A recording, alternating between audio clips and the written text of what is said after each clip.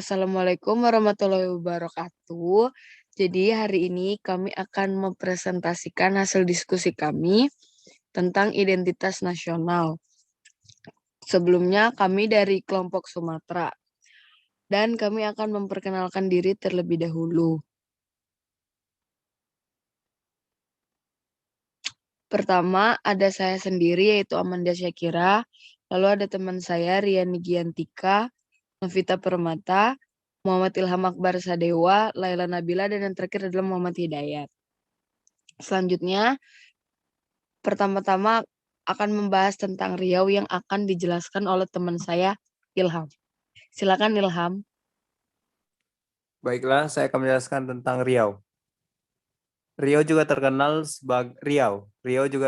sebagai penghasil minyak kelapa sawit. Luas keseluruhan lahan yang ada di Riau sekitar 2,3 juta hektar yang menghasilkan crude palm oil atau CPO sebanyak 8 juta ton per tahun. Pekanbaru adalah ibu kota dari Riau, merupakan salah satu provinsi terkaya di Indonesia dengan SDA minyak bumi, gas bumi, dan kelapa sawit. Pada tahun 2012, pendapatan Provinsi Riau mencapai 91 triliun.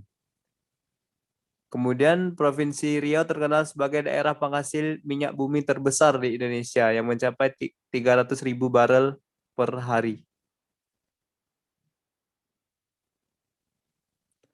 Selanjutnya, jika dilihat dari segi pertanian, Riau dapat menghasilkan banyak komoditas utama seperti jagung, padi, kedelai, serta kelapa sawit. Kawasan ini menjadi penghasil kelapa sawit terbesar di tanah air. Potensi lain yang dihasilkan meliputi sagu, kakao, karet, dan kopi. Provinsi Riau juga masih diselimuti oleh banyaknya hutan, menjadikannya mampu untuk menghasilkan kayu yang digunakan untuk berbagai kebutuhan. Candi Muara Takus merupakan situs candi peninggalan Kerajaan Sriwijaya, berlokasi di Kabupaten Kampar, sekitar 135 km dari ibu kota Pekanbaru.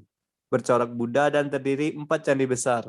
Candi Muara Takus selalu dipadati pengunjung pada hari besar agama Buddha. Selanjutnya akan dibacakan oleh teman saya. Ya, saya akan membacakan bagian dari Kepulauan Riau. Wilayah Kepulauan Riau terdiri dari 5 kabupaten dan 2 kota, 52 kecamatan, serta 299 kelurahan atau desa dengan jumlah 2.408 pulau besar dan kecil yang 30% belum bernama dan berpenduduk.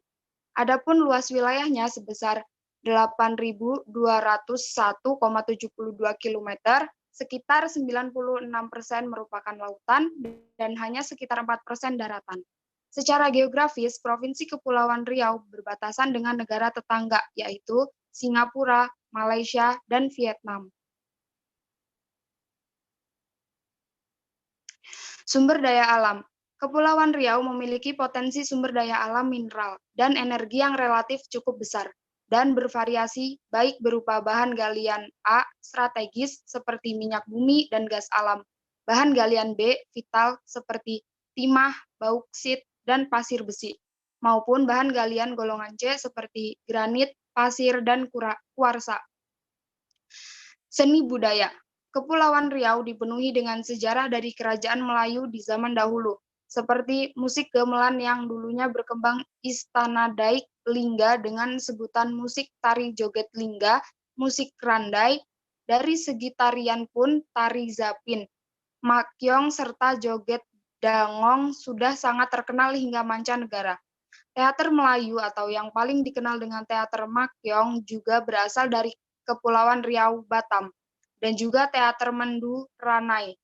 Destinasi wisata yang wajib dikunjungi salah satunya adalah Treasure Bay Bintan yang berada di ibu kota Provinsi Kepulauan Riau, yakni Tanjung Pinang. Daya tarik utamanya yaitu kolam yang seakan serpihan laut yang terpisah di tengah, yang dikelilingi pasir putih itu menjadikannya unggul dan menjadikannya kolam renang terbesar yang ada di Asia Tenggara.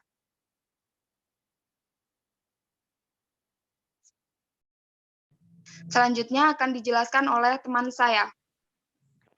Saya akan menjelaskan tentang Sumatera Selatan. Kota Palembang adalah ibu kota dari Sumatera Selatan.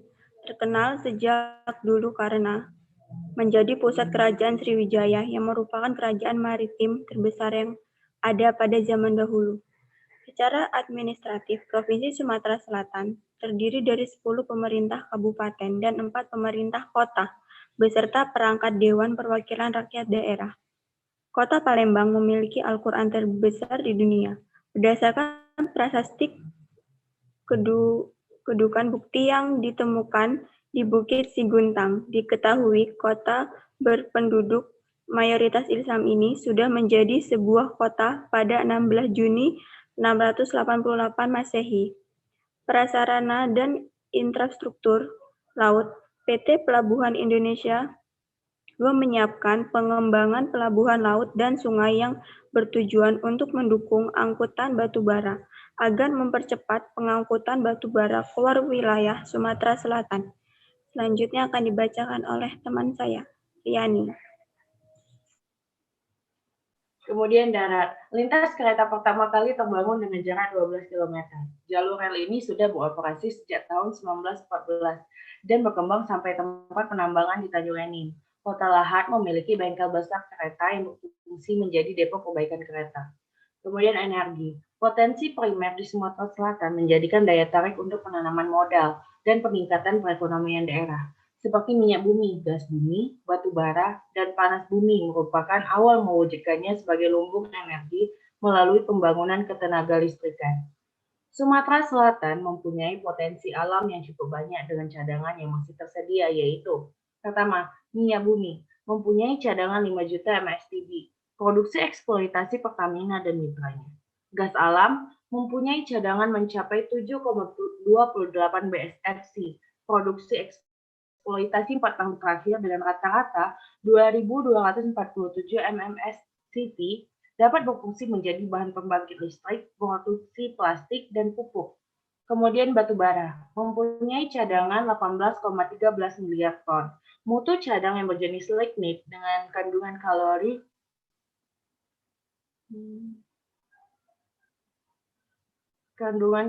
antara 4.800-5.400 kcal per kilogram, dikelola oleh PT Bukit Asam dan PT Bukit Kendi di Kabupaten Muara Enim, dan masih tersisa 13,07 miliar ton.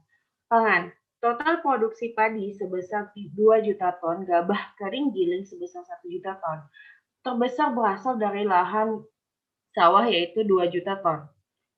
Industri hilir karet, perkembangan konsumsi karet alam mengalami peningkatan 9% per tahun. Peningkatan tersebut berdampak dari investasi dari negara Jepang, Taiwan, dan Korea. Kemudian akan dilanjutkan oleh teman saya. Selanjutnya penjelasan tentang wilayah Lampung. Kota Bandar Lampung adalah ibu kota Provinsi Lampung. Provinsi ini memiliki 2 kota, yaitu Kota Bandar Lampung dan Kota Metro, serta 13 kabupaten. Dan memiliki pelabuhan utama bernama Pelabuhan Panjang dan Pelabuhan Bekauheni. Next. Pulau Pahawang adalah desa dan pulau di Kecamatan Margapandu, Kabupaten Pasawaran, Lampung. Menjadi salah satu destinasi unggulan yang terdapat di Provinsi Lampung. Disebut juga sebagai surga yang tersembunyi. Dan daya tarik yang paling diminati di Pulau Pahawang adalah snorkeling. Itulah penjelasan dari wilayah Lampung. Selanjutnya saya kasih kepada Amanda Sakira sebagai moderator. Oke. Jadi penutupan adalah identitas nasional dapat berupa primordialisme, agama, pemimpin bangsa, sejarah bangsa, budaya, dan ragam bahasa. Walaupun di berbagai daerah memiliki perbedaan, tetapi tetap dapat menunjukkan bahwa itu menjadi salah satu identitas nasional dari negara Republik Indonesia. Sekian presentasi dari kelompok kami. Apabila ada kekurangan dan kesalahan, mohon dimaafkan. Assalamualaikum warahmatullahi wabarakatuh.